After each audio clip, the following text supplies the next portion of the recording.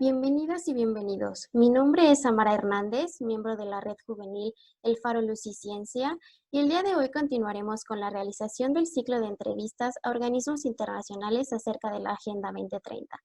Tenemos en esta ocasión como invitado al señor Antonio Molpeceres. Me permitiré compartir un poco de su semblanza.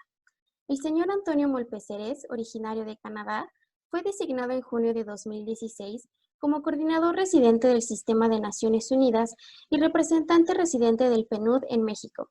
Como parte del nuevo posicionamiento del Sistema de las Naciones Unidas para el Desarrollo, el señor Molpeceres funge únicamente como coordinador residente desde el 1 de enero de 2019. Con más de 20 años de experiencia en Naciones Unidas, Antonio Molpeceres comenzó a trabajar como oficial junior del PNUD en Guinea Ecuatorial. Posteriormente, se convirtió en oficial de programas en Angola y luego como oficial regional para América Latina y el Caribe. Después, se desempeñó como representante residente adjunto en Venezuela de 1993 a 1995 y en El Salvador de 1995 a 1998. Entre 1998 y 2001, realizó funciones como especialista en el Centro de Recursos de Aprendizaje de Nueva York. Desde 2001 ha sido coordinador residente y representante residente en Venezuela de 2001 a 2004 y en Bolivia de 2004 a 2007, director de país del PNUD en Uruguay de 2007 a 2012 y coordinador residente y representante residente del PNUD en Chile de 2012 a 2016. Bueno, sabiendo un poco más sobre nuestro distinguido entrevistado del día de hoy, le doy la bienvenida al señor al señor Molpeceres. Muchas gracias. Señor, gracias. Señor Molpeceres, si no tiene ningún inconveniente, podemos comenzar con la ronda de preguntas. Sí, por supuesto. Gracias. Bueno, la primera pregunta sería, el ODS 17, Alianzas para lograr los objetivos, es fundamental para la Agenda 2030. ¿Podría darnos algunos ejemplos concretos de alianzas a las que se refiere este ODS dentro de Naciones Unidas y qué áreas de oportunidad poseen? Bueno, sí, podría dar ejemplos, pero antes de eso yo creo que es importante un poco contextualizar lo que es el objetivo 17. Porque si uno ve los 17 objetivos, yo siempre digo que hay como 16 objetivos que tienen que ver con qué es lo que queremos y el 17 tiene más bien que ver con cómo vamos a conseguir lo que queremos hacer. Entonces, los primeros 16 hablan de bienestar del ser humano, de la salud del planeta, de nuevos modelos económicos de producción, etcétera, etcétera. Y son bastante específicos en lograr X número de productos, o sea, reducir la pobreza extrema, o mejor dicho, eliminar la pobreza extrema, que tiene que ver con el número 1, etc. Y entonces llegamos al 17, y el 17 es muy interesante, porque sin el 17 difícilmente podremos cumplir con los primeros 16. Incluso me atrevería a decir que esto se hace incluso más importante en un mundo globalizado, un mundo que cada vez que se queda más pequeño, y a donde la interdependencia entre países, entre continentes, entre regiones, es más evidente, y lo estamos viviendo de la forma más clara y más evidente en la pandemia, que todos en el planeta, de una forma u otra, lo estamos sobreviviendo. Entonces, el objetivo 17 tiene eso como propósito, es decir, cómo poder crear alianzas mundiales en diferentes temas justamente para promover los otros 16 objetivos o lo que llamamos la Agenda 2030. Ejemplos concretos, bueno, hay muchos ejemplos. Quizás el que siempre me llama la atención fue los Acuerdos de París. Los Acuerdos de París, en realidad, si uno lo ve, para reducir las emisiones y así combatir el cambio climático, para mí es uno de los ejemplos más emblemáticos y más importantes de las alianzas, ¿no? De cómo los países se juntan para tomar decisiones, ciertos compromisos, que después los cumplan o que no los cumplan, eso es otra historia. Pero en fin, yo creo que ese es un ejemplo muy importante. Y después hay muchos otros ejemplos. Todo lo que tiene que ver con la cooperación internacional. Yo creo que ese es uno de el espíritu del objetivo 17 es la cooperación internacional, que puede ser bilateral de país a país o puede ser multilateral de organismos de Naciones Unidas o la banca multilateral hacia los países. Yo creo que ese es un tema fundamental que esperemos que se va a fortalecer en el futuro, ¿no? La cooperación internacional y reducir las brechas que existen entre los países. Entonces, esos son algunos ejemplos. Yo qué sé, yo siempre me refiero a un ejemplo que cuando me preguntan si esto es factible, si se van a cumplir con estos objetivos, hay un ejemplo que a mí siempre me llama la atención y en el cual hubo un mexicano que tuvo un rol importante, que es el Protocolo de Montreal. El Protocolo de Montreal, que por cierto es mi ciudad, donde estoy yo, que fue firmado hace unos años, tenía como propósito el combatir la erosión del ozono, de la capa ozono. Y ahí el premio Nobel de Química hace muchos años fue uno de los artífices pioneros en este tema. Ahí hubo un esfuerzo mundial, hubo una alianza mundial donde todos los países se unieron para combatir la desaparición del ozono y se tomaron una serie de medidas.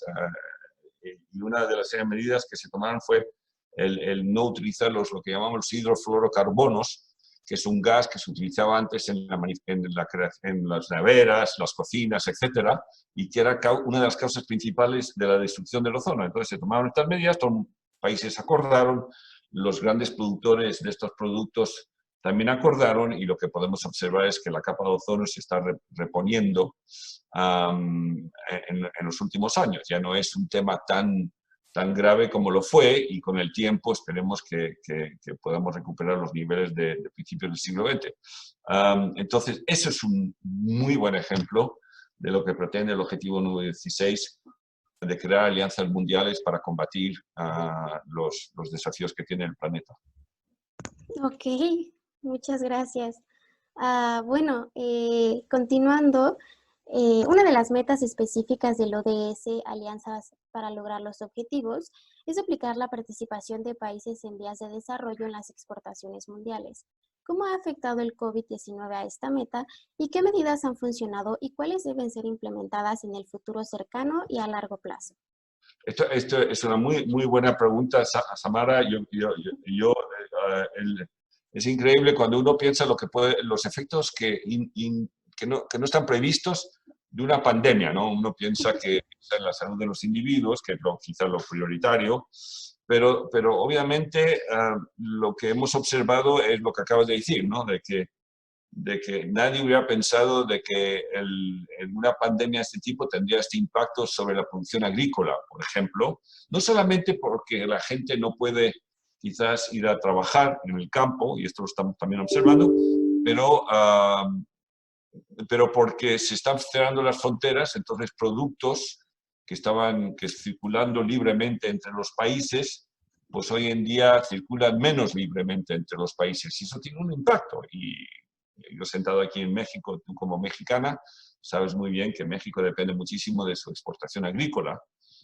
México es productor número 1 de tomates, por ejemplo, a nivel mundial, y de muchos otros productos.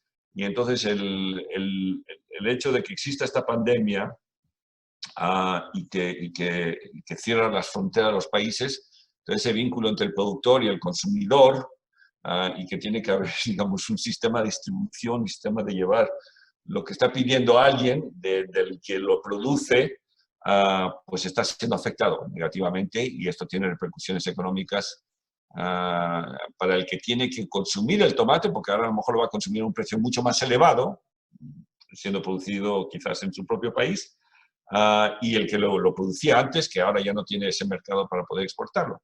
Entonces, sí, ese es un tema. De antes ya venían todas las cuotas y los aranceles que muchos países imponían a productos de países en vías de desarrollo, mucho más baratos, pero que hay lobbies muy importantes en los países desarrollados para proteger sus intereses.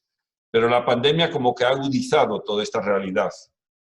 Y ese es uno de los grandes temas que sí que observamos, nos preocupa. Yo sé que la CEPAL ha hecho estudios sobre esto y tiene bastante información sobre el impacto en el comercio internacional que está produciendo la pandemia, ¿no? Entonces sí, efectivamente, el tema de los productos agrícolas de países como México hacia países más desarrollados o incluso menos desarrollados, el cierre de las fronteras tiene un impacto y la pandemia está afectando. Ok, sí, sí, sí. Ajá, en definitiva nos ha afectado a todas. Nos afecta. Bueno, O, por en re- ejemplo, otro efecto también, que algo tiene que ver también con el objetivo 17, porque hay un objetivo que tiene que ver con las desigualdades. Si uno observa el objetivo número, creo que es el número 10, que tiene que ver con reducir las desigualdades entre los países y dentro de los países. Y para mí yo siempre digo que ese es el objetivo, es este de aquí. Yo tengo mis tarjetas aquí, este objetivo número 10, y ese es un objetivo, quizás yo siempre digo que hay tres objetivos que para mí son los más importantes. Ese es uno, el reducir las desigualdades. El objetivo 13, que creo que tiene que ver con cambio climático, para mí es un objetivo muy importante, fundamental. Y el 16, que tiene que ver con buen gobierno, con Estado de Derecho, paz, justicia, etc. Todos son importantes, pero personalmente para Antonio Monteceres esos tres como que tienen mucho que ver. Y entonces lo que hemos observado en el objetivo número 10, que tenía como espíritu las diferencias económicas entre países y dentro de ciudades que existen. Los que vivimos aquí en la Ciudad de México lo sabemos muy bien, esas grandes diferencias, tú lo sabes muy bien. Lo que hemos podido observar es que la pandemia ha revelado otras desigualdades y una de ellas, fundamental, y esto es algo que vamos a tener que corregir, es las desigualdades en acceso a tecnologías.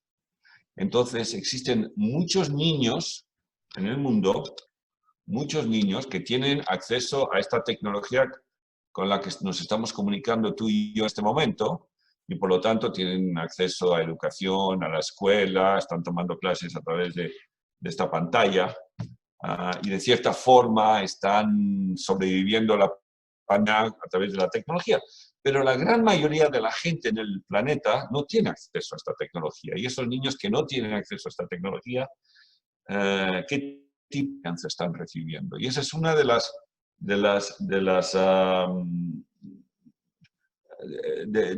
desigualdades que está revelando esta pandemia. Y de hecho, en el objetivo 17 se habla de eso. Si uno ve, por ejemplo, el resultado, la meta, perdón, el 17.5, se habla de adoptar y aplicar sistemas de promoción de las inversiones en favor de los países menos adelantados. No, perdona, los objetivos 16, las metas 17.6, 17.7 y 17.8, que habla de la tecnología, ¿no? De cómo acceder, asegurar que la tecnología llegue a todos los países y dentro de los países también. Entonces yo creo que en ese sentido es fundamental, ¿no? Y la pandemia nos ha mostrado de que a veces, al igual que el comercio de productos agrícolas, el acceso a tecnologías de gente están revelando grandes desigualdades en los países y entre los países. sí, claro, y al final pues los objetivos están interrelacionados, ¿no? Y no Totalmente, podemos olvidarlo. total. Mira, Eh, los objetivos están interrelacionados y nosotros, como los países, estamos interrelacionados. Si queremos combatir el tema del plástico en los mares, por ejemplo, que es uno de los temas que también llama mucho la atención y que está incluido en los objetivos, eso no es el gobierno de Quintana Roo o el gobierno de Guerrero que lo pueda hacer. Es el gobierno nacional, los gobiernos de Quintana Roo, de Campeche, de Guerrero, pero también los gobiernos de todos los países que tienen costas y que gran parte del problema de los plásticos es justamente que se están echando plásticos a los mares. Entonces, un esfuerzo mundial de los gobiernos nacionales y los gobiernos locales. sí, sí, sí. Este, bueno, la siguiente pregunta sería, bueno, las Naciones Unidas son el principal organismo de cooperación y alianzas que existe en el mundo. ¿Cuáles son los principales obstáculos que se presentan para llevar a cabo dicha función? Me dijiste que eran 15 minutos solamente la entrevista, porque esa respuesta te la puedo dar en 3 horas. Necesito los puntos principales. Son muchos, obviamente. Uno es siempre, el más obvio es un tema de recursos, ¿no? Los recursos financieros, donde nunca hay suficientes recursos financieros para la cooperación internacional. Los países se comprometieron a dedicarle un monto, creo que era, si me acuerdo bien, 0,7% de su presupuesto nacional a la cooperación internacional, y creo que son 2 o 3 países que lo están haciendo. Entonces yo creo que ese es uno, el tema de los recursos, porque si queremos tener un impacto, creo que recursos son necesarios. Después hay otras cosas, y lo mencioné antes, son estos compromisos que los países hacen en el marco de Naciones Unidas a ciertas acciones para promover la cooperación internacional, y después a veces los intereses nacionales son tan fuertes que difícilmente los gobiernos pueden cumplir con sus compromisos. Te voy a dar un ejemplo que lo mencioné antes, que es el tema de las tarifas de los bienes, ¿no? De que hay países que van a decir, sí, queremos reducir los aranceles para que los países en vías de desarrollo puedan exportar sus productos, y lo dicen públicamente y se expresan interés en hacerlo, pero después los intereses son tan fuertes en los países que a veces no se puede cumplir, ¿no? O las presiones políticas son tan grandes. Entonces, esa sería una cosa también muy importante. Y yo creo que también hay diferentes niveles de desarrollo en los países. Entonces, uno de los retos que tenemos, por ejemplo, aquí en México, es que México, y esto se aplicaría a casi todos los países de América Latina y de más en más en países del mundo, es que nos ven como países de ingreso medio alto. Entonces, para la cooperación internacional, en tiempos de limitados recursos, a veces quieren enfocar los recursos a los países menos desarrollados. Y eso es a expensa de países como México, que lo ven como la 15ª, 16ª economía mundial, un país de ingreso medio, y para qué le vamos a dar cooperación a México si tiene muchos recursos. Y sin embargo, en países de ingreso medio es donde está la mayoría de los pobres en el planeta. Y la pobreza extrema tiene cara de países de clase de ingreso medio. Entonces yo creo que ese es otro de los grandes retos, ¿no? De cómo cambiar un poquito esa percepción de solo en algunos países.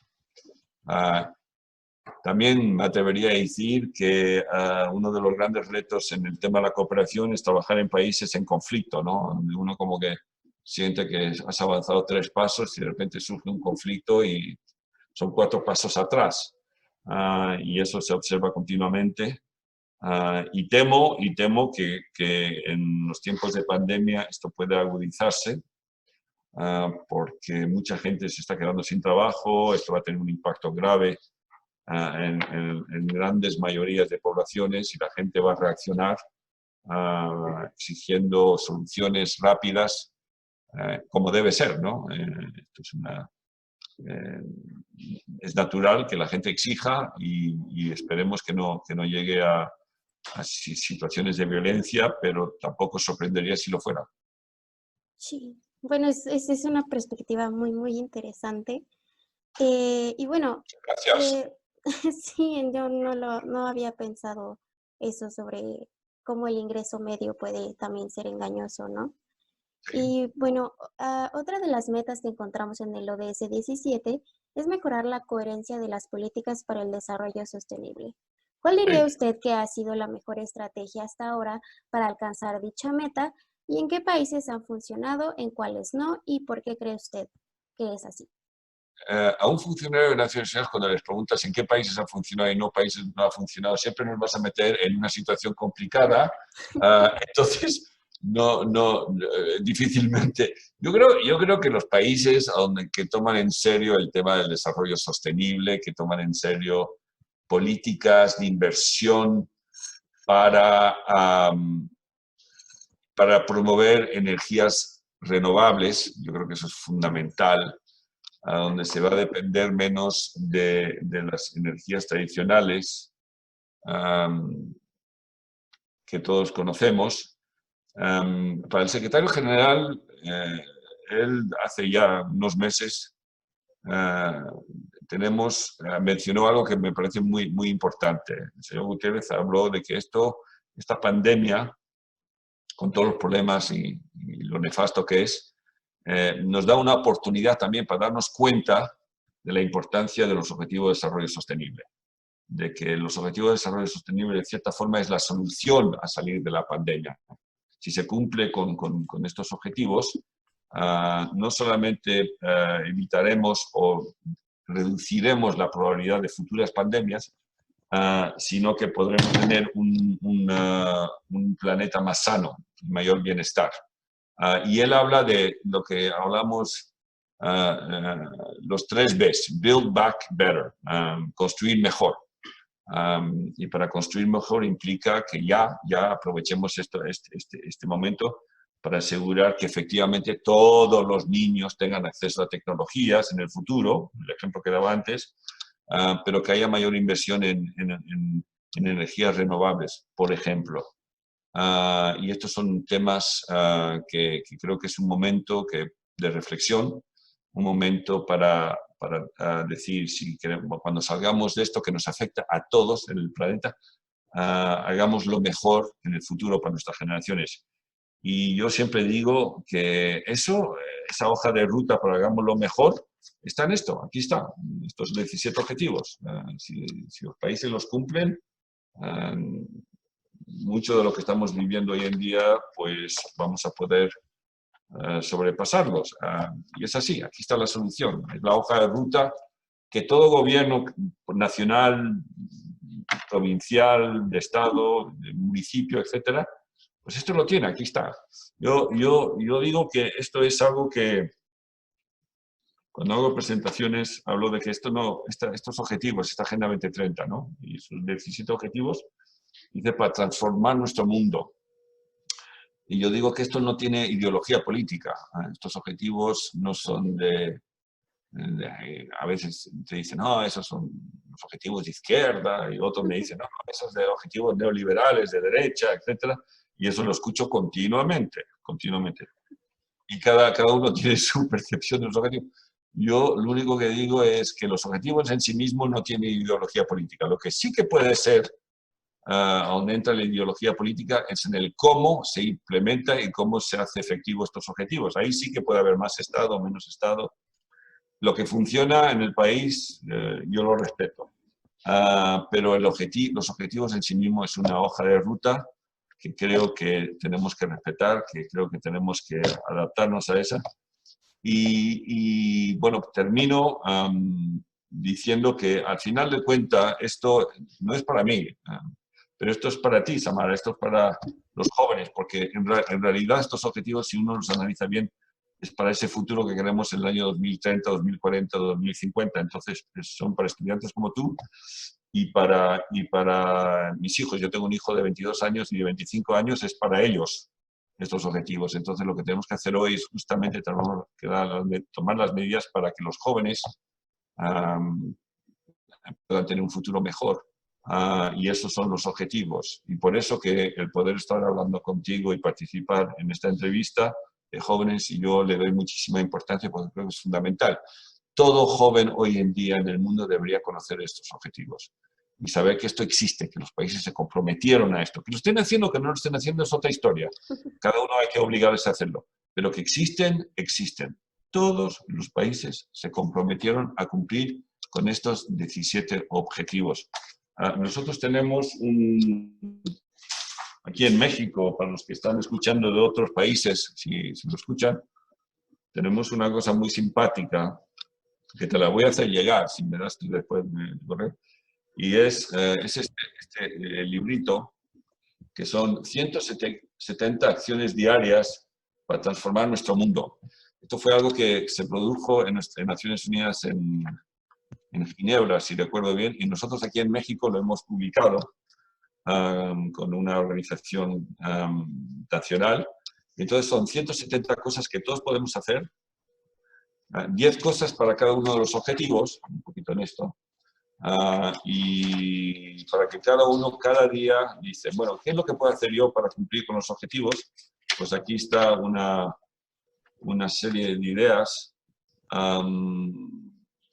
Por ejemplo, en el objetivo 17, que te interesa más, si te parece, te puedo leer un par de ellos.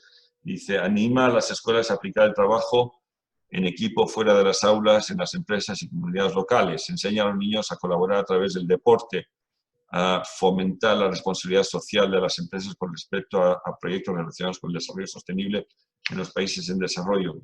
En fin, por ejemplo, colaborar con organizaciones de diferentes países con las que compartas objetivos. Yo añadiría una más, es entrevistar a los coordinadores y entes sobre los objetivos de desarrollo sostenible. Esa sería una acción muy buena. Muchísimas gracias, Amara. Ha sido muy simpática y muchas gracias por la entrevista y por darme la oportunidad de compartir estas ideas. Sí, bueno, sí, creo que muchas veces olvidamos que también nosotras y nosotros tenemos como un impacto, ¿no? Para poder seguir esta hoja de ruta. Y bueno, ya estamos llegando al final. Y bueno, la última pregunta sería, pues, ¿de qué manera ayuda el comercio multilateral universal al desarrollo sostenible? El comercio da empleo, crea trabajo, pero tiene que ser comercio justo, comercio, en mi opinión, sin barreras. El que, vuelvo a repetir, creo que es en Sonora, donde producen los tomates, en el norte, en Sinaloa, que el que produce tomates en Sinaloa, y que son riquísimos los tomates de Sinaloa, y que son muy buenos, que tengan mercados para poder vender sus tomates, porque además la persona que está sentada en, qué sé yo, en Houston o en mi propia ciudad, Montreal, va a probar, va a tener acceso a un producto, a un tomate de Sinaloa, para dar ese ejemplo, a buen precio, de calidad, y eso va a permitir al que produce el tomate en Sinaloa a dar de comer a su familia, a que sus hijos tengan un mejor futuro. De eso se trata. O sea, cuando uno piensa en el comercio, a veces piensa en las grandes empresas de comercio, etcétera, que son muy importantes, obviamente, pero yo me quedo con el productor de tomates de Sinaloa, o el hotel chiquitito que está en Mahahuel, en Quintana Roo, que para 10 personas y que necesita de turismo para poder sobrevivir.